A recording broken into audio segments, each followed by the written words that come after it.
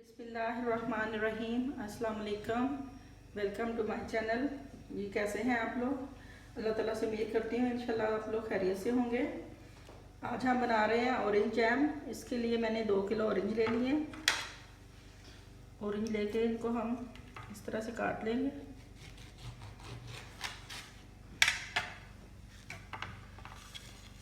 और इस तरह हम इनका जूस निकाल लेंगे।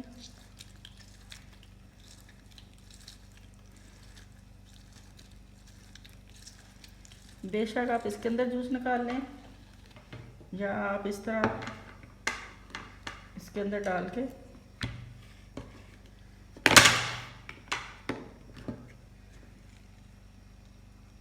ऐसे जूस निकाल लें इसका।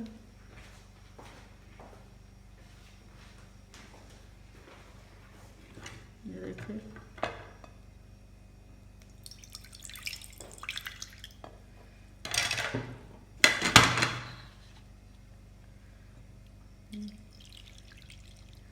इसी तरह से सारे ऑरेंज हम काट के इनका जूस निकाल लेंगे। और ये वाला जो इनका छिलका है, ये सारा छिलका इसको रिमूव करके ये भी यूज़ होगा जैम बनाने के अंदर ना, इसको ज़ाया नहीं करना। और फिर ऐसे छिलके को हम पील करके बिल्कुल साफ़ करके इनको फाइन जूलियन चॉप कर लेंगे। ये देखिए सारा जूस हमने निकाल लिया एक बाउल में। ये जिसके अंदर से निकला है गुद्दा सारा ऑरेंज का, ये हम वेस्ट नहीं करेंगे। इसको पहले पानी डाल के इसको बॉईल करके इसको छान लेंगे। ये जिसके सारे छिलके थे साफ़ करके हमने ऐसे जूलियन चॉप कर लिए हैं। ये तकरीबन आधा किलो हमारे पास शक्कर है। ये पैन चूल्हे के ऊपर रख लिया है। इसके अंदर हम 1/2 लीटर पानी डालेंगे और जो सारा पल्प जूस निकाला था जो सारा इसमें डाल देंगे और इसके ऊपर लिड लगा देंगे। इसको 5 से 6 मिनट तक पकाएंगे हम लोग। 5 मिनट हो गए।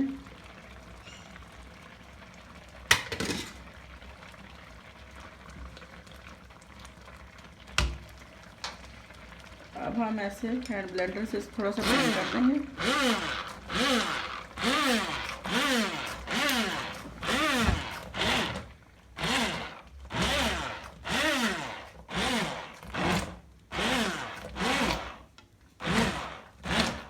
देखिए हैंड ब्लेंडर से हमने इसको थोड़ा सा ब्लेंड कर लिया।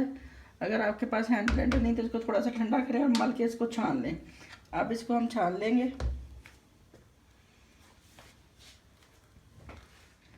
ये जो ऑरेंज जूस का पल्प निकाला था हमने पानी डाल के बॉईल किया था, उसको ब्लेंड करके हमने छान लिया।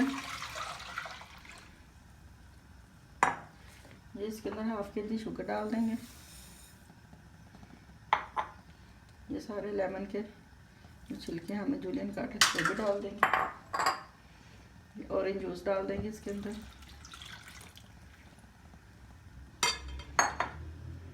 अब इसके ऊपर लिड लगा देंगे। इसको 6 से 7 मिनट तक पकाएंगे हम।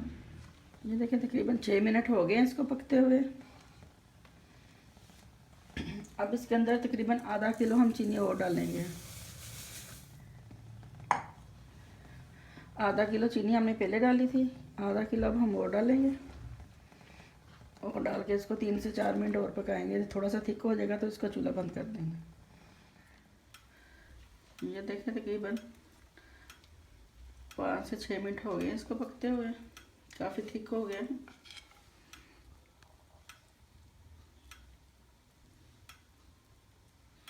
ये देखिए ठंडा होने के बाद ये और थिक हो जाएगा। इसका चूल्हा बंद कर देंगे हम।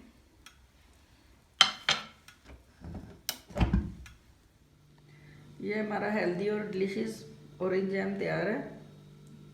इसको आप ब्रेड के साथ और या पैनकेक के साथ खा सकते हैं। इसको आप किसी भी एयरटाइट जार में डाल के आप फ्रिज में 1 माह तक इसको स्टोर कर सकते हैं।